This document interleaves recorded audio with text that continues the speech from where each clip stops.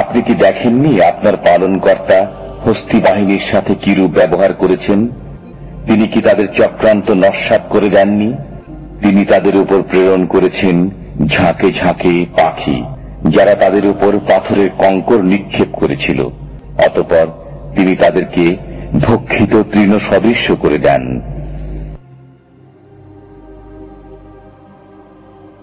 পুরো ঘটনার সূত্রপাত ইয়েমেনের গভর্নর আব্রাহা থেকে। আব্রাহা ছিল আবেসিনিয়ার বাদশাহ নাজ্জাশী প্রেরিত ইয়েমেনের গভর্নর। তবে তিনি সেই নাজ্জাশী না যার কাছে সাহাবায়ে কেরাম শরণার্থী হিসেবে আশ্রয় নিয়েছিলেন, বরং তার বাবা। মূলত নাজ্জাশী ছিল বাদশাদের উপাধি। আবেসিনিয়াতে তৎকালীন সময়ে রাজা বাদশাদের নাজ্জাশী বলেই সম্বোধন করা হতো। নাজ্জাশী যখন ইয়েমেনের কিছু এলাকা জয় করে, তখন ইয়েমেনে তার শাসন প্রতিষ্ঠার জন্য আব্রাহাকে তার গভর্নর করে পাঠায়। আব্রাহা ইয়েমেনের গভর্নর হওয়ার পর অবগত হয় যে সবাই প্রতি বছর এই সময়ে উত্তরে যায়। যখন সে জানতে চাইল সবাই কোথায় যায় এই সময়ে, তখন তাকে জানানো হলো সবাই প্রতি বছর এই সময়ে উত্তরে মক্কা নগরীতে হজ পালন করতে যায়। তখন সে জানতে চাইল কি আছে সেখানে। তখন তাকে জানানো হয় যে সেখানে আল্লাহর ঘর আছে। আব্রাহা বলল, আমি এখানেই একটি নতুন ও বড় গির্জা বানাবো, যেটা কাবা থেকেও অনেক বেশি বড় হবে, আর এখন থেকে সবাই এখানেই আসবে। কথা মতো সে একটি গির্জা তৈরি করল, কারণ তারা খ্রিস্টান ধর্মের অনুসারী ছিলেন। গির্জাটি তৎকালীন সময়ে আরব উপদ্বীপে সবচেয়ে বড় গির্জা ও দালান ছিল। তখন সে ঘোষণা করল, সকল ইয়েমেনবাসীকে এখন থেকে এখানেই আসতে হবে, কেউ আর মক্কা নগরীতে যেতে পারবে না। কিন্তু তার ঘোষণার পরও যখন ইয়েমেন থেকে কিছু লোক পরের বছর হজে যায়, সে উত্তেজিত হয়ে ঘোষণা করে, আমি এই কাবা ঘরকেই ধ্বংস করে দিব। আমাদের সাথে যে হাতিটি আছে, আমরা তাকে ব্যবহার করব আমাদের বাহিনীর সাথে।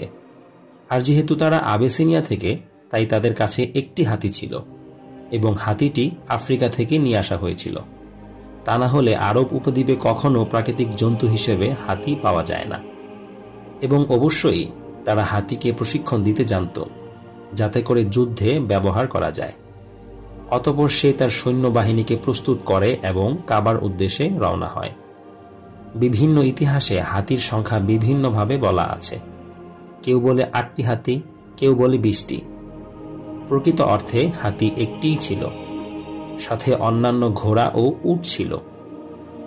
আর কোরআনেও স্পষ্টভাবে একটি হাতির কথাই বলা আছে, আল ফিল, অর্থাৎ হাতিটি, যা একটি হাতিকেই নির্দেশ করে।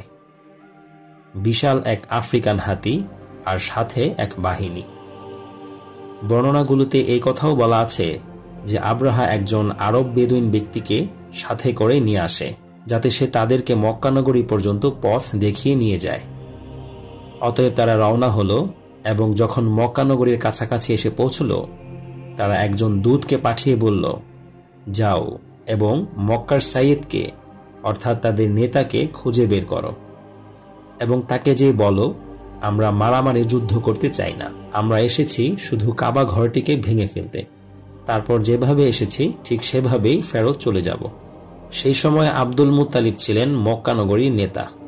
সুতরাং সেই দূত আব্দুল মুত্তালিবের কাছে গিয়ে তাদের উদ্দেশ্যের কথা জানালো, এবং আব্দুল মুত্তালিব বলল, ঠিক আছে, তাকে আসতে দাও। আরেকটি বর্ণনা অনুযায়ী আব্রাহা 200-র মতো কুরাইশদের উট আটক করে রেখেছিল। তখন আব্দুল মুত্তালিব তাদের কাছে গিয়ে বলল, দেখো, তোমরা যখন চাও শহরে ঢুকে কাবা ঘর ভেঙে ফেলতে পারো, কোনো আপত্তি নেই, কিন্তু আমরা আমাদের উটগুলোকে ফেরত চাই। তখন উক্ত ব্যক্তি তাকে আব্রাহার কাছে নিয়ে যায়।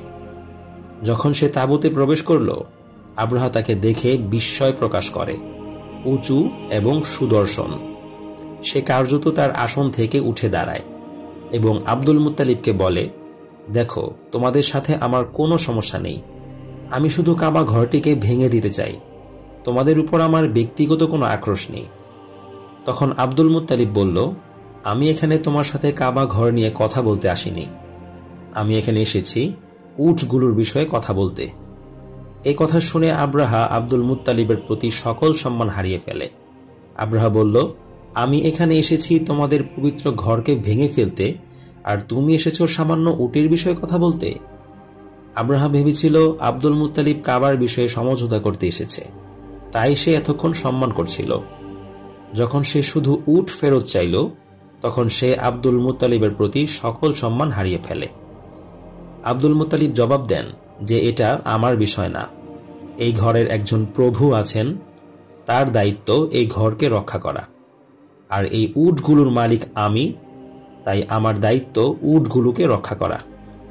এ কথা শোনার পর আব্রাহা উটগুলো ফেরত দিয়ে দেয়। এদিকে কুরাইশরা আব্রাহার ভয়ে শহর ছেড়ে দূরে পাহাড়ে আশ্রয় নেয়, আর আব্দুল মুত্তালিব কাবার সামনে দোয়া করতে থাকেন। এদিকে হস্তি বাহিনী মক্কার দিকে অগ্রসর হতে থাকে। ঠিক সে সময়ে হাতিটি সামনে যেতে অপারগতা প্রকাশ করে। এক পর্যায়ে তাকে তারা মারতে শুরু করে, কিন্তু সে সামনে এগোতে চায় না। কে থামিয়েছে তাকে? আল্লাহ। যখন তারা আলোচনা করছিল এখন কি করা যেতে পারে, ঠিক সেই সময় দূর থেকে ঝাঁকে ঝাঁকে পাখি আসতে শুরু করে। তারা দেখল পাখিগুলো দূর থেকে তাদের দিকেই আসছে, আর সেই পাখিগুলোর কাছে ছিল 3টি করে পাথরের কণা, ছোট ছোট পাথর। এবং যখন পাখিগুলো নিকটে আসলো, তখন অনেক উপর থেকে সেই পাথরের কণাগুলোকে নিচে ফেলে দিল, এবং পাথরের আঘাতে বিদ্ধ হয়ে অনেকে ওই স্থানেই মারা গেল, আর বাকিরা গুরুতরভাবে আহত হয়েছিল। আব্দুল মুত্তালিব আগেই বলেছিলেন এই ঘরের একজন মালিক আছেন, তিনি এর হেফাজত করবেন। আল্লাহ তাআলা এই ঘটনাকে উল্লেখ করে পবিত্র কোরআনে বলেন,